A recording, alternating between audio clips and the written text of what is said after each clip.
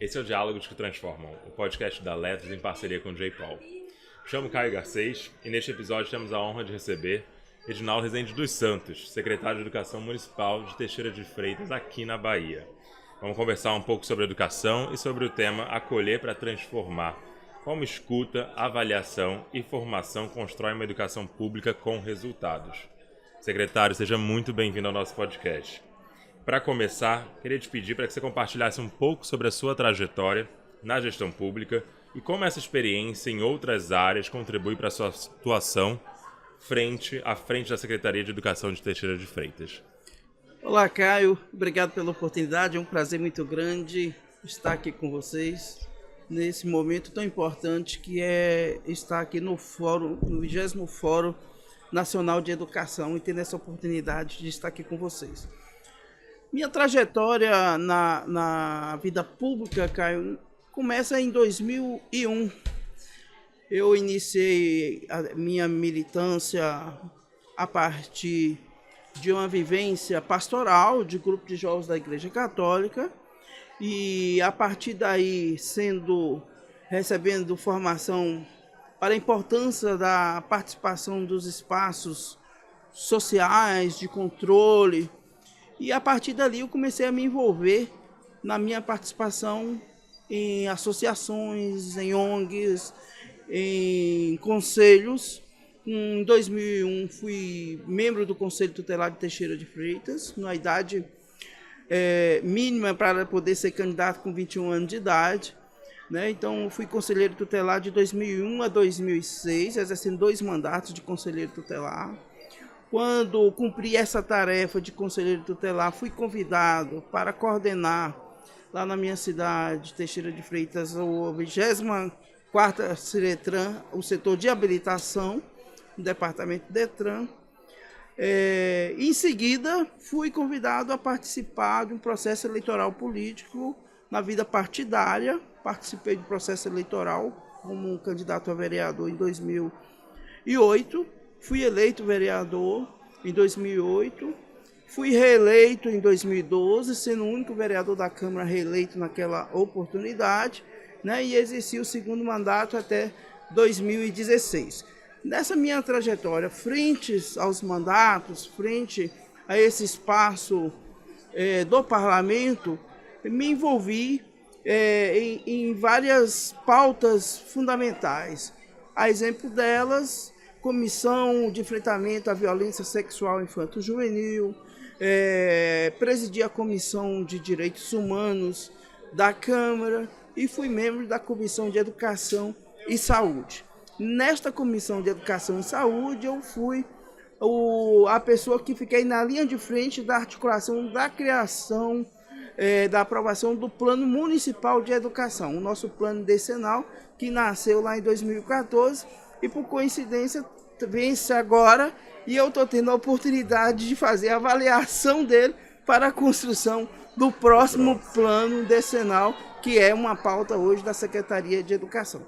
Então minha trajetória é um pouco por aí. A partir de 2016 eu fiquei um pouco fora desses espaços do parlamento, mas continuei minha militância social em diversas entidades. Quando foi em 2023, fui convidado pelo prefeito atual e que foi reeleito, Dr. Marcelo Bilitar, a qual eu tenho muita honra e agradeço sempre que tenho a oportunidade pela confiança de vir colaborar na sua gestão.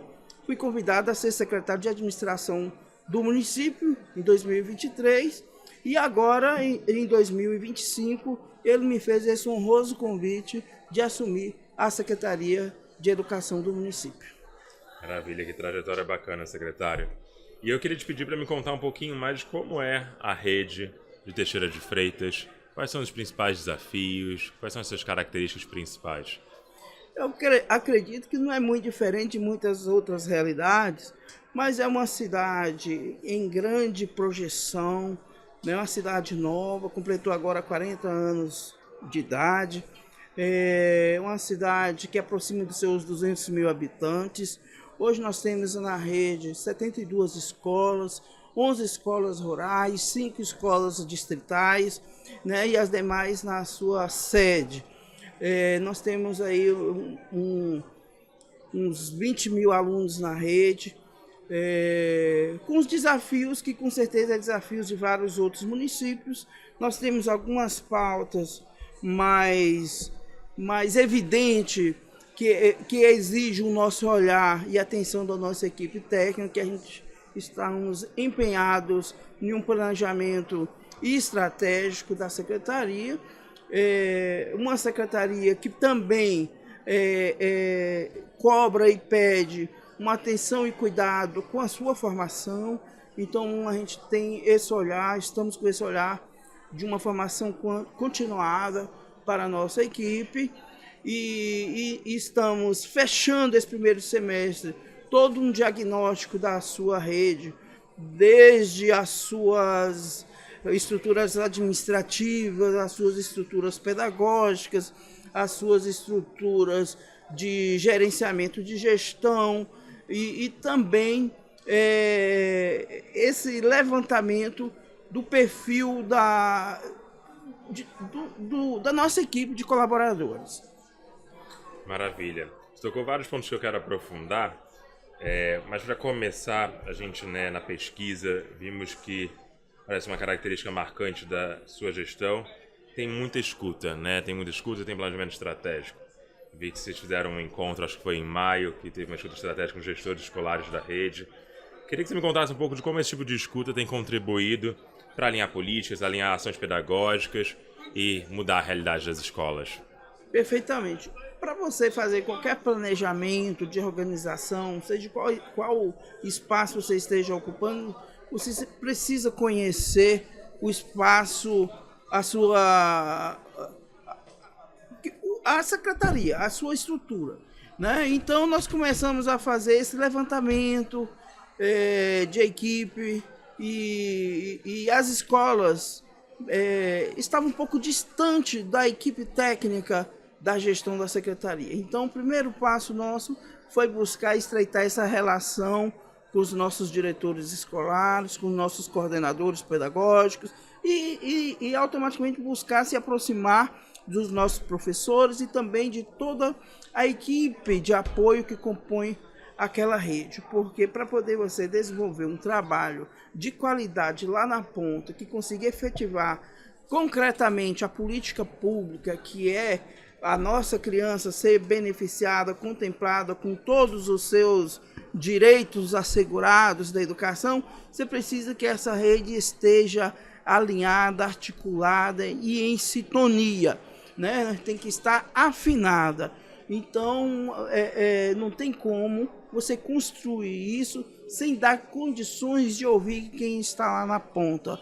Então, essa dinâmica da escuta, ela é uma exigência minha para toda a minha equipe, é um pedido do gestor para que a gente tenha essa capacidade de oitiva, de ser próximo, da comunidade escolar, desde o professor, desde sua equipe de apoio, e desde a família do aluno, ter essa condição também de ter essa escuta com a família do aluno, com o pai, e até mesmo do aluno, ter essa condição de conseguir absorver a opinião do aluno dentro desse processo da educação e aprendizagem.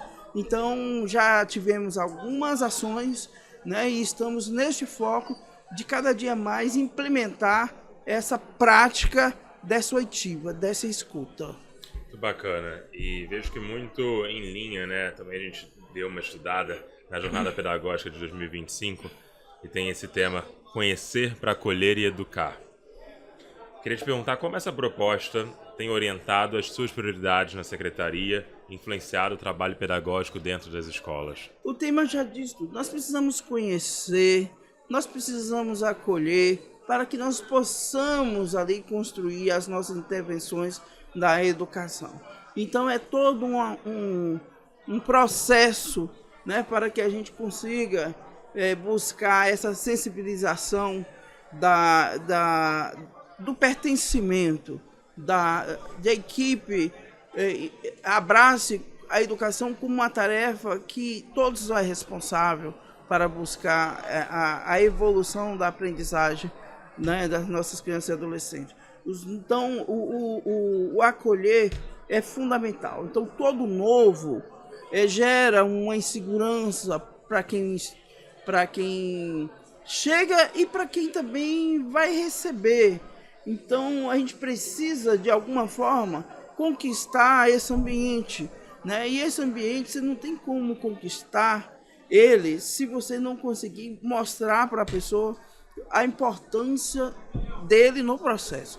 Então a jornada pedagógica já trouxe esse primeiro gesto, esse primeiro sinal para os nossos professores, para os nossos coordenadores, para os nossos diretores, né? Porque para poder a gente conseguir ter o sucesso na educação, fazer com que as nossas crianças e adolescentes lá na ponta seja vista como a principal prioridade de todo esse processo, que toda essa articulação é para que ele seja o protagonista lá no final. O protagonista não é o secretário, não é a equipe técnica, não é o professor, é o nosso aluno. Então nós temos que fazer com que todos ali foquem neste olhar que é a aprendizagem das nossas crianças e adolescentes.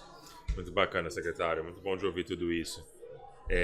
Eu imagino, pelo também que a gente tem pesquisado, tem visto que fazer isso com dados é muito mais significativo.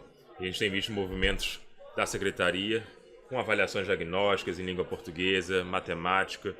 Eu queria te perguntar, com base nisso, como os resultados dessas avaliações têm sido utilizados para orientar as formações, orientar o planejamento, acompanhar a aprendizagem dos estudantes? Como você tem olhado para avaliações diagnósticas, para a cultura de evidências? Perfeito. O nosso resultado da avaliação do IDEB nos chamou muita atenção para que nós pudéssemos estar tendo esse olhar de intervenções mais direto em algumas áreas de dificuldade de aprendizagem, que é a língua portuguesa, matemática, as exatas.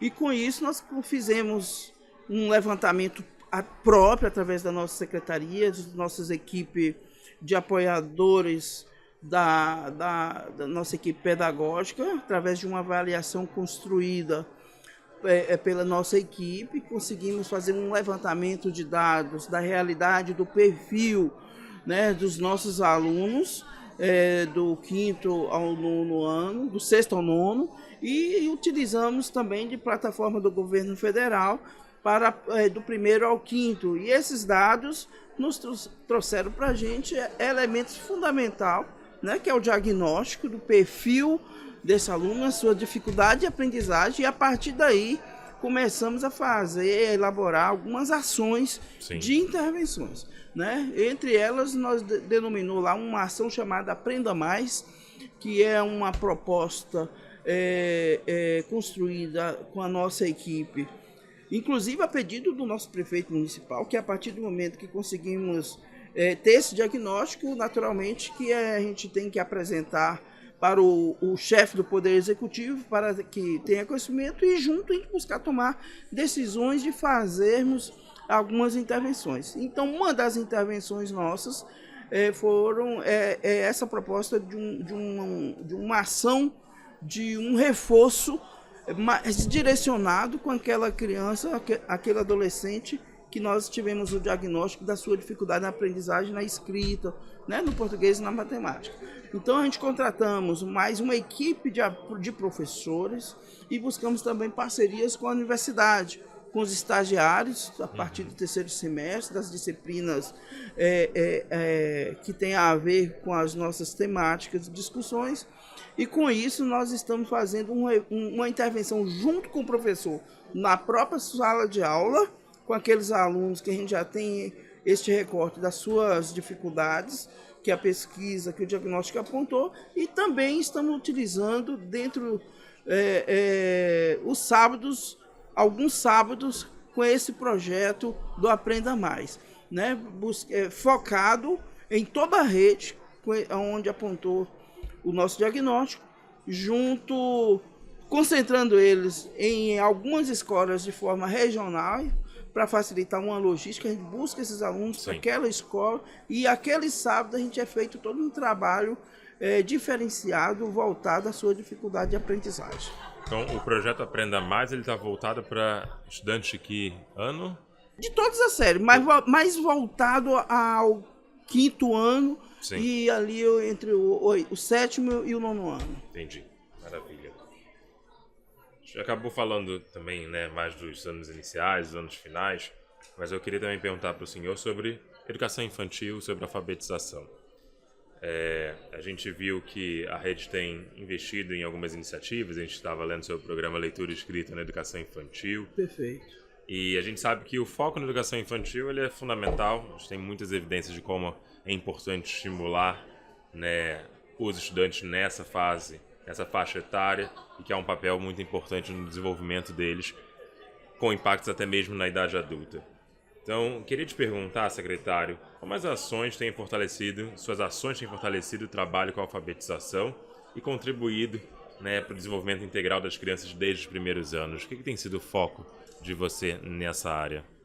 Primeiro, nós concluímos recente uma formação muito importante do LEI, que é essa formação da leitura e escrita da educação infantil.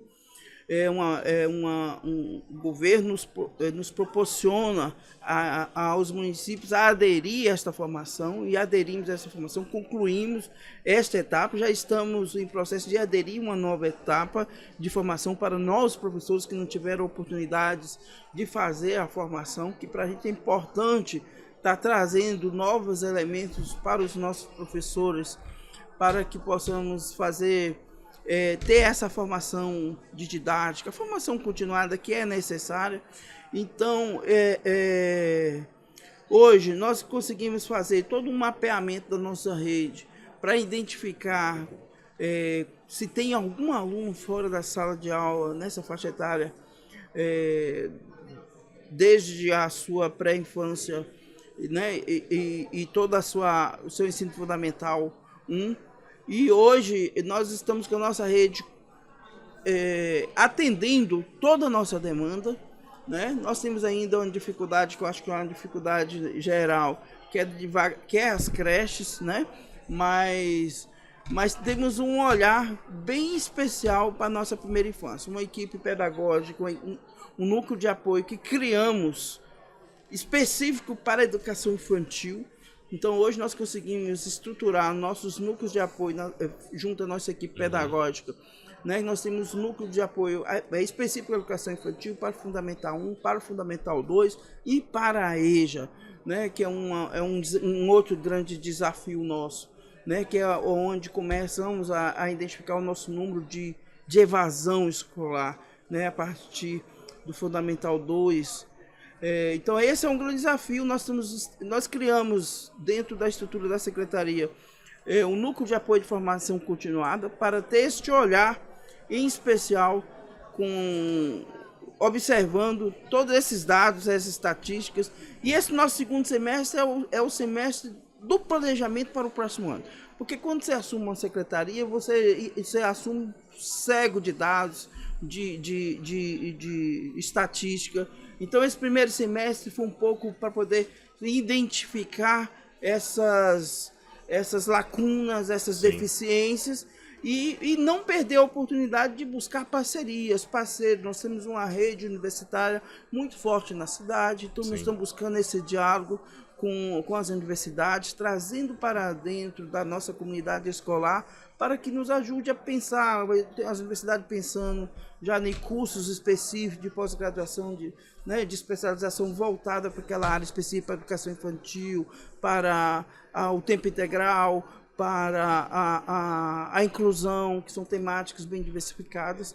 E com isso nós estamos, eu acho que esse segundo semestre, com um diagnóstico já bem preciso, para que nós possamos construir nosso plano de ação mais assertivo para iniciar um próximo ano letivo com um plano de ação bem estratégico. Bacana, secretário. Vou trazer uma pergunta aqui, que talvez ela até seja um pouco repetitiva, mas queria falar um pouquinho mais sobre formação docente e também falar um pouquinho sobre inclusão. A gente mencionou rapidamente. Perfeito. A gente tem visto também, acompanhado vocês têm promovido bastante formação, a gente já falou um pouco disso, é uma pauta recorrente nas suas falas, e que a gente viu também voltadas à inclusão escolar. Queria te perguntar, acho que um pouco dos dois pontos. Como você tem encarado a inclusão escolar, né? Como a gente trabalha a inclusão na rede de Teixeira, e também queria te perguntar quais estratégias que a Secretaria tem adotado para garantir essa formação continuada, mas que seja bem conectada aos desafios, né, da sala de aula, os desafios que acontecem dentro da escola? Perfeito. Hoje, o meu olhar com a formação é o que você disse. Vai ser até repetitivo aqui, mas de fato tem que ser, tá repetindo mesmo, porque é uma questão que a todo tempo a gente tem que estar batendo na tecla. A formação ela é necessária. A formação continuada sempre. Ela não é só para o professor. Ela é para os diretores. Nós já estamos com um plano de ação voltado à formação para os diretores. Já fizemos com os nossos coordenadores, quinzenalmente a gente tem formação. Com os nossos professores nós estamos tendo formação, diversas formações. Fizemos formações para nossas merendeiras. Nós buscamos parcerias com outras secretarias, né? A exemplo do nosso município, Secretaria de Desenvolvimento Econômico, e também com o SEBRAE, no sentido de trazer essas expertises para dentro da sala de aula, com a formação das nossas merendeiras, formação para os nossos profissionais de apoio à inclusão, porque hoje nós temos um número de profissionais já grande dentro da nossa rede, tendo em vista o grande índice de crianças e adolescentes diagnosticadas com alguma deficiência. Hoje eu tenho um aproximado de 2.000 crianças na rede com algum diagnóstico de deficiência, um aproximado de 500 crianças com autismo.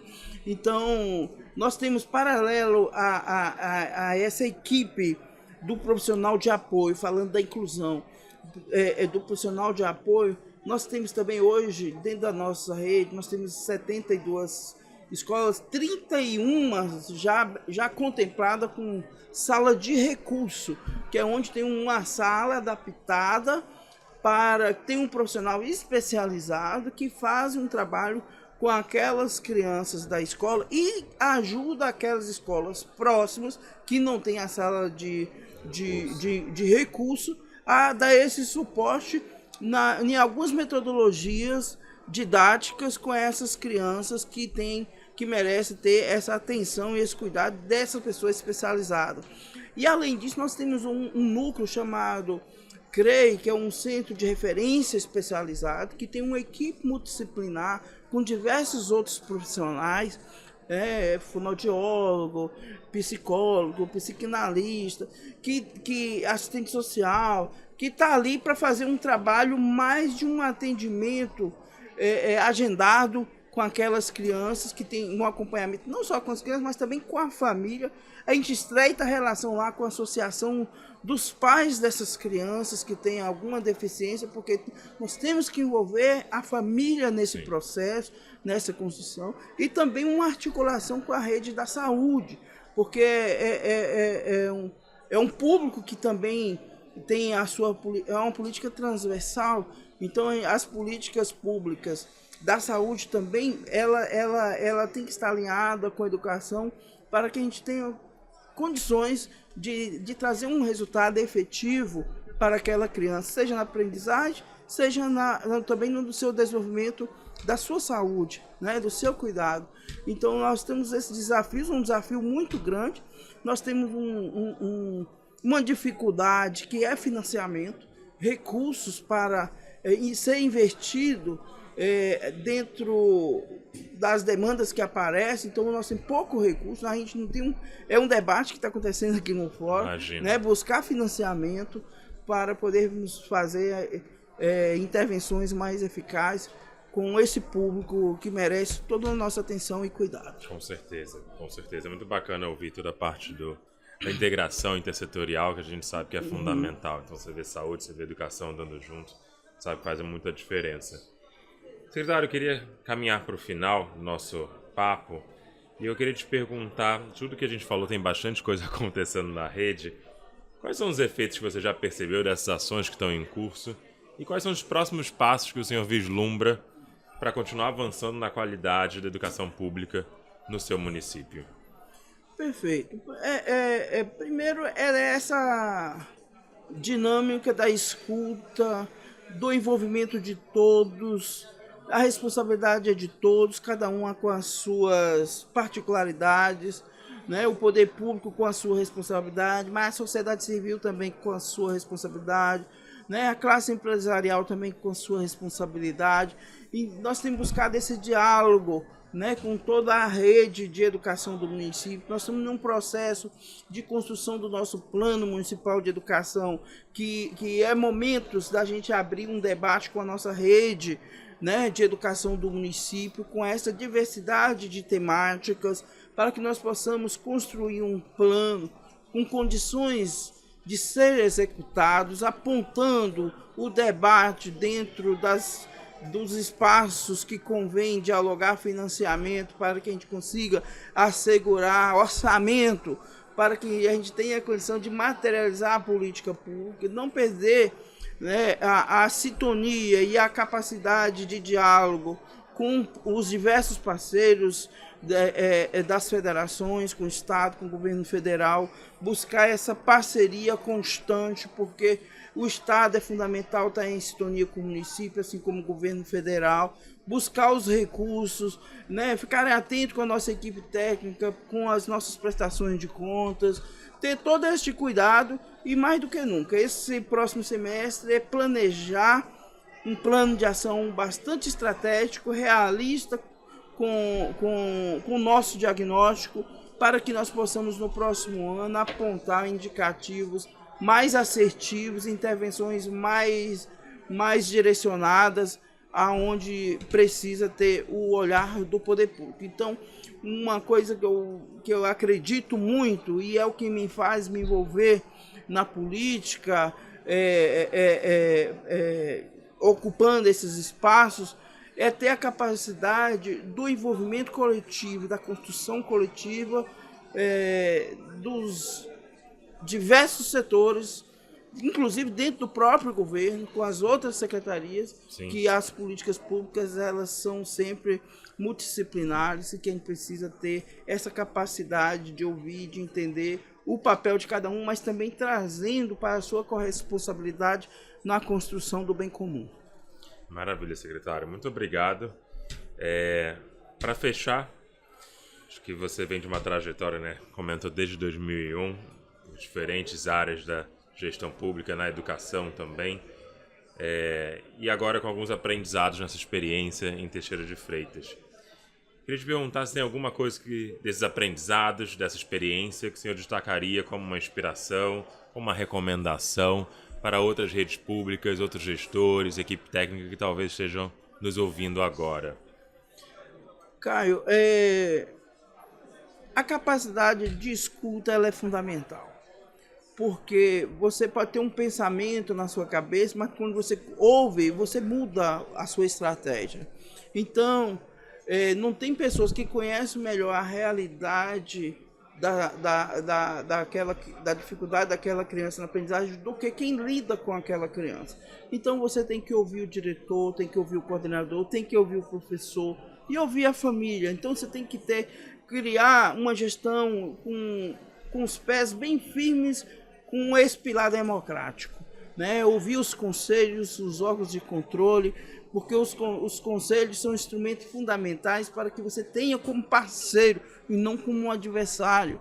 Esses instrumentos, eles trazem para você uma riqueza de informações e de observações que tem a condição de ajudar na sua plataforma do seu plano de ação de fazer uma boa gestão. Então, é ter a capacidade de ouvir, de entender, compreender e trazer aquilo que é fundamental para que você tenha condição de apontar para o seu plano estratégico de gestão. Maravilha, secretário. Obrigado por tudo que você compartilhou hoje. Gostaria de agradecer a sua presença aqui. E, claro, agradecemos também a sua companhia nessa conversa sobre educação, política pública e inovação. Este é o Diálogo que Transforma, o podcast da Letras. A Letras é um programa de escrita e leitura para redes de ensino que combina tecnologia educacional e evidências para apoiar a aprendizagem dos estudantes. Este episódio faz parte de uma parceria especial com o J-POL, Laboratório Global de Inovação e Avaliação de Políticas Públicas do MIT, que trabalha para reduzir a pobreza por meio do uso de evidências científicas. Continue acompanhando nossos episódios e compartilhando essas histórias que inspiram a transformação do nosso país. Muito obrigado.